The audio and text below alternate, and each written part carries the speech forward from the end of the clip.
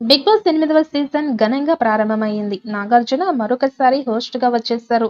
గత సీజన్‌లో రైతు బిడ్డ పల్లవి ప్రశాంత్ విజేతగా నిలవగా, అమర్దీప్ రన్నర్‌గా నిలిచారు. గత సీజన్ వల్ల ఈసారి షోపై క్యూరియాసిటీ మాత్రం గట్టిగానే ఏర్పడింది.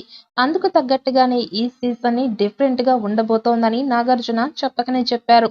అందరికీ వెల్కమ్ చెప్పిన నాగార్జున హౌస్‌లోకి వెళ్లిపోయారు. ఈసారి బిగ్ బాస్ హౌస్‌లో ఏమేం ఉన్నాయో చూపించేశారు. ఈసారి special room alias infinity room ఉందని, అలాగే గోల్డెన్ రూమ్, ఇక స్ట్రాటజీలు ప్లే చేసే రూమ్, ధోని గారు కష్టంతో పాటు అదృష్టం ఉంటే గాని ఇందులోకి రాలేరు. నెమలి ఆడే బలం, ఆలోచించే పవర్ ఉండాలి.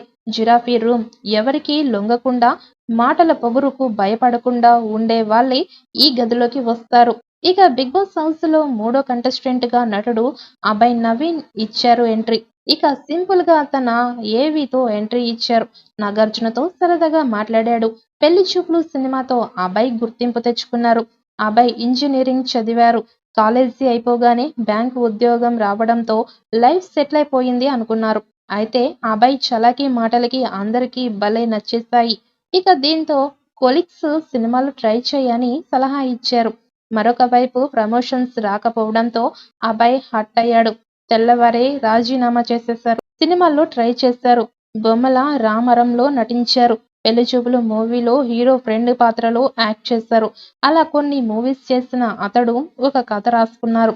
అందరూ బాగుంది అని చెప్పేవారే కానీ ప్రొడ్యూస్ చేసేందుకు ఎవరు ముందుకు రాలేదు. సినిమా రిలీజ్ చేసే సమయానికి అభయ్ తండ్రి మరణించారు.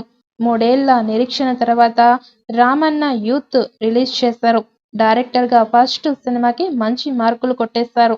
ఈ సీజన్లో హౌస్లోకి ఒంటరిగా కాకుండా జోడీగా హౌస్లోకి పంపిస్తామని చెప్పిన నాగార్జున ట్విస్ట్ ఇచ్చారు. అభయ్ సీరియల్లో నటించిన ప్రేరణతో కలిసి హౌస్లోకి ఎంటర్ అయ్యాడు. మరి సీజన్ 8లో అభయ్ ఎలాంటి గేమ్ ఆడుతాడు, ఎన్ని వారాలు హౌస్లో ఉంటాడు అన్నది చూడాలి.